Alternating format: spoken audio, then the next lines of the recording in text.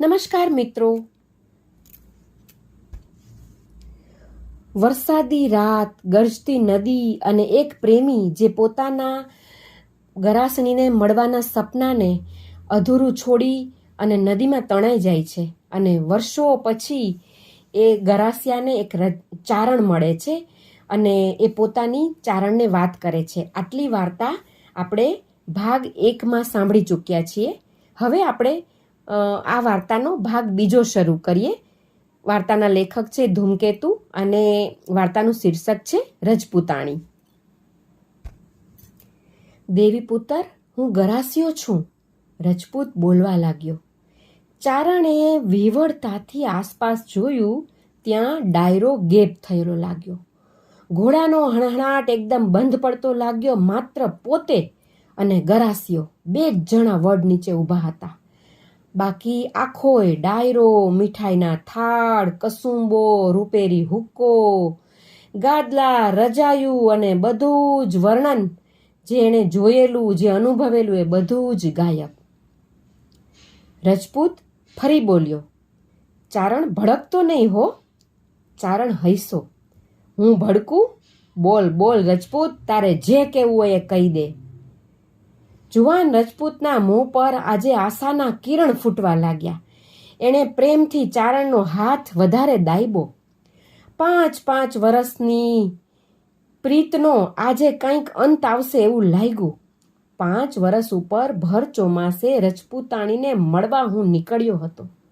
રૂપેણ 2 કાંઠામાં આવી હતી અને પેલો ધૂનો.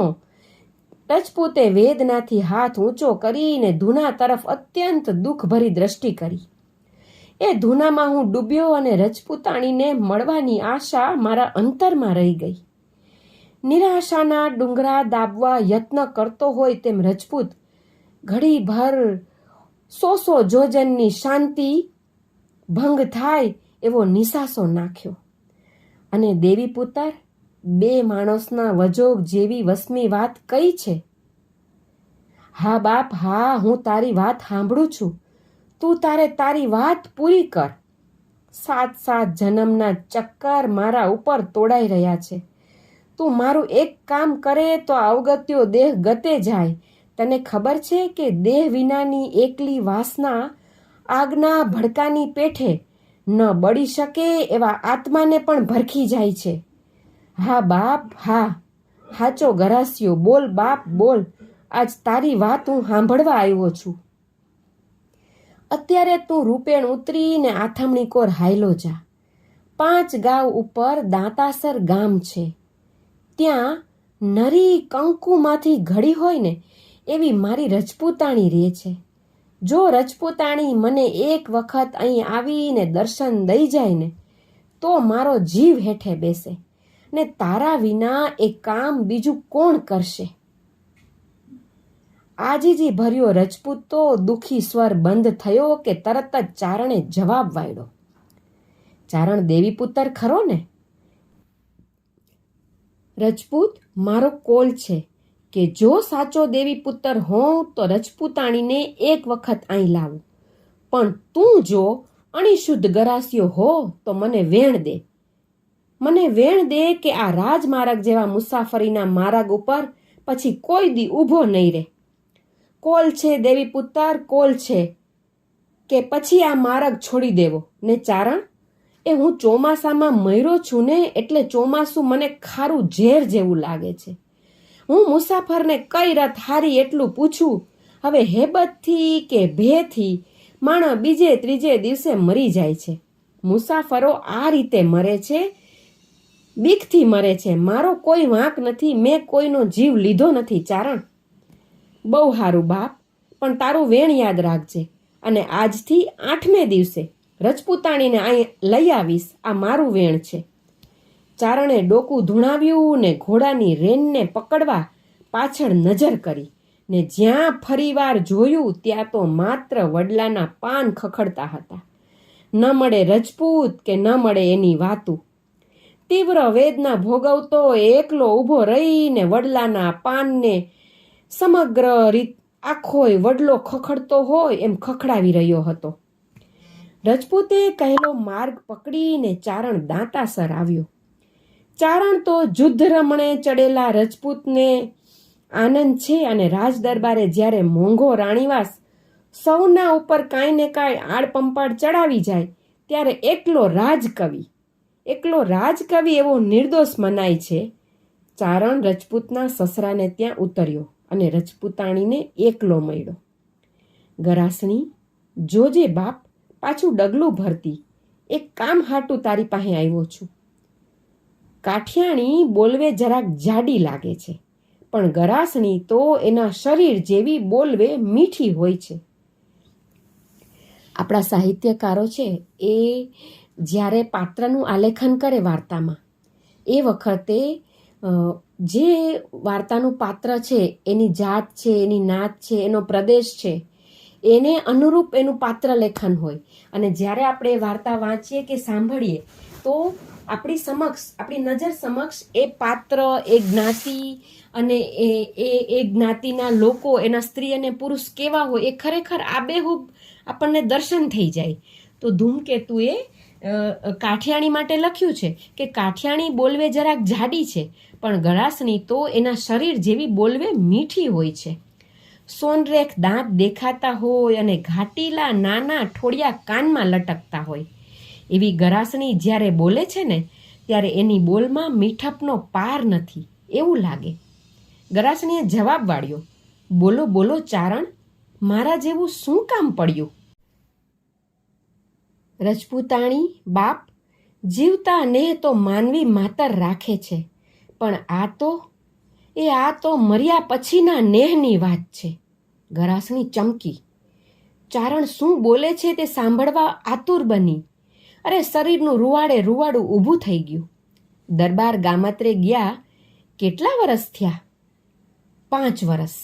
ભલે બાપ, હાચું બોલજે. તી પછી તને દરબાર સપનેય ચડેલ ખરા કે?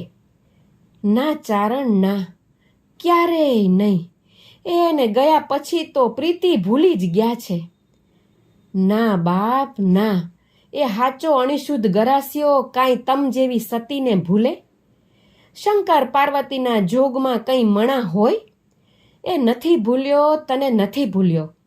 હજી ગરાસિયો તને ભૂલ્યો નથી. અને સાંભળજે બાપ, ભડકતી નહીં હો, હાચી ગરાસણી છો ને? રજપૂતાણી ટટાર થઈ ગઈ.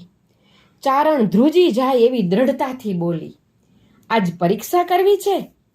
શું ગરાસિયાએ ભૂત થઈને મારી ખબર કઢાવી છે ના? ચારણ હેપતાઈ ગયો. રજપૂતાણી ગજબ કરી. તને ખબર ક્યાંથી?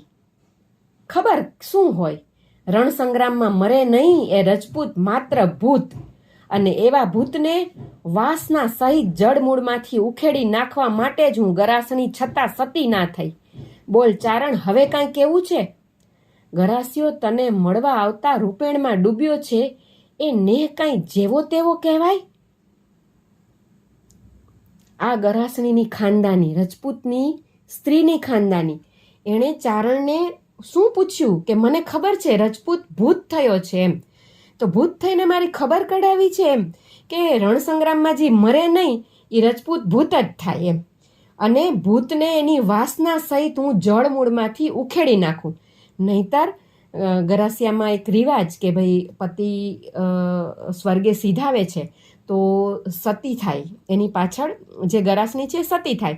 પણ ગરાસણી કહે છે કે મને ખબર છે કે રજપૂત છે એ રણસંગ્રામમાં નથી મર્યો, એટલે એની જે વાસના છે એને જળમૂળમાંથી ઉખેડી નાખવા માટે થઈને હું સતી નથી બની. હવે ચારણ છે એ વકીલાત કરે છે. ચારણે તો રજપૂતના જે ગરાસિયાનો પ્રેમ છે એ પોતાની નજરે સગી આંખે જોઈને આવેલો છે, અને એને વચન આપેલું છે કે હું રજપૂતાડીને લઈ આવું એમ. એટલે હવે ચારણ છે એ રજપૂતની ગરાસિયાની મૃત્યુ પામેલા જે પાત્ર છે એની વકીલાત કરે છે કે તને મળવા આવતા રૂપેણમાં ડૂબ્યો એ નેહ કંઈ જેવો તેવો કહેવાય? ના ના, નેહ કાંઈ જેવો તેવો કહેવાય? ગરાસણી કરકાડીથી બોલી. અને એટલે જ રૂપાળો સોને મઢ્યો હોય એવો રાજમાર્ગ આ ગરાસિયો ત્યાં ને ત્યાં રહીને ઉજ્જડ કરી રહ્યો છે. સાચી વાત ને? હાચું બાપ, હાચું. પણ મરેલ હારે કાંઈ વેર હોય? એ ભૂતની હારે કંઈ ભડ થવાય? ઈ તો એવાની વાસના હોય, એને કટકું બટકું નાખો એટલે જાય ભાઈગા. લે હાંભળ બાપ, ગરાસિયાની વાસના છે તને એકવાર જોવાની. એ મને 2 દી પહેલા વડલા હેઠળ મળ્યો તો, ધોળે દીએ કેસરી સિંહ જેવો કચેરી ભરીને બેઠો તો, અને જુઓ તો દેવાંશી રજપૂતોનો ડાયરો જામી ગયો. એ જાણે મર્તલોકમાં ફરી વાર અવતર્યો હોય. મારી પાસેથી એણે વેણ લીધું છે બાપ, કે ગરાસણીને એકવાર દેખાડ. મેં બાપ વેણ આપ્યું છે, અને તારે વેણ પાડે છૂટકો છે, અને પછી ગરાસિયો ઈ માર્ગે કોઈ દી દેખા નહીં દે એવું વેણ લીધું છે મેં એની પાસેથી. વેણ પાડીશ, એકવાર નહીં 1000 વાર, પણ હું તો ગરાસણી છું. એણે વટે માર્ગુને માયરા છે, ને માયરા પછી જેણે કાળો કેર વર્તાવ્યો છે. રૂપેણનો ઘેઘૂર વડલો ઉજ્જડ કરીને મૂક્યો છે, અને સોનાની રેખ જેવો રાજમાર્ગ કાળો ધબ કરી દીધો છે. જો એવો ગરાસિયો મારો ધણી હોય ને, તો ધણીને હું સોંસરવો વાઢી નાખું. આવીશ, મળવા આવીશ, પણ ચારણ, એને કહી આવજે કે રજપૂતાણી આવે છે ને ખાંડાની ધારે ફરી લગ્ન કરવાના એને કોડ જાયગા છે. રજપૂતાણી બાપ, આ તો અવગત્યો દેહ, એની હારે કંઈ ખાંડાની ધારે ધીંગાણા થાશે? એ તો મનખા દેહ છે કે કબજે રીએ? ઉડી જાશે. એ જાણે વંટોળિયો હાયલો ગયો. અરે હું જોઈને આવું છું. મારો હાથ પકડીને મારી હારે વાત કરતો એ ઘડીના 6ઠા ભાગમાં ઉડીને વડલે ચડી ગયો. એની હારે કેમ વેર લેવાય? એની હારે ખાંડાની ધાયરું કેમ રમાય? કેતકીના સોટાની જેમ રજપૂતાણી સીધી ટટાર થઈ ગઈ. એની પાતળી દેહલતા નાગળની જેમ જાણે ફૂફાડા દેતી ઊભી થઈ ગઈ. અરે મરદના પણ હાડે હાડ ધ્રુજે એવી કડકાઈથી તે ચારણ સામે જોઈ રહી, જાણે સાક્ષાત જગદંબાનો અવતાર. દેવી પુત્ર છો? રજપૂતાણી હારે વાત કરવી છે કે વાણિયણ હારે? અને ઝડપ દેતી ને એક ફલાંગે એણે ખીંટી ઉપરથી કાળી નાગણ જેવી તલવાર લીધી ને નાગી કરીને મ્યાન ફેંકી દીધું. હાલ દેવી પુત્ર, હાલો, મોઢા આગળ થાઓ. આ જે માર્ગને નરભે કરીને વટે માર્ગુ માટે ખુલ્લો મૂકવો છે. બોલ્યા ચાલ્યા વિના ચારણ આગળ ચાલ્યો, અને પાછળ મહિષાસુરને હણવા ચડેલી જાણે રણચંડી હોય એવી રજપૂતાણી ચાલી. આ છે સૌરાષ્ટ્રના ગરાસિયા, સૌરાષ્ટ્રના રજપૂત અને ગરાસણીની વીરતા ભરેલી વાતો. આવી આપણા ગુજરાતી સાહિત્યકારોએ લખેલી અનેક વાર્તાઓ વાચિકમ ગુજરાતી ચેનલ પર મૂકેલી છે. યુટ્યુબ પર વાચિકમ ગુજરાતી ચેનલ સબસ્ક્રાઈબ કરો અને આવી અવનવી વાર્તાઓ સાંભળો. હા, તમને પણ કોઈ તમારી મનગમતી વાર્તા સાંભળવાની ઈચ્છા હોય તો ચોક્કસપણે યુટ્યુબ પર કોમેન્ટમાં જણાવો.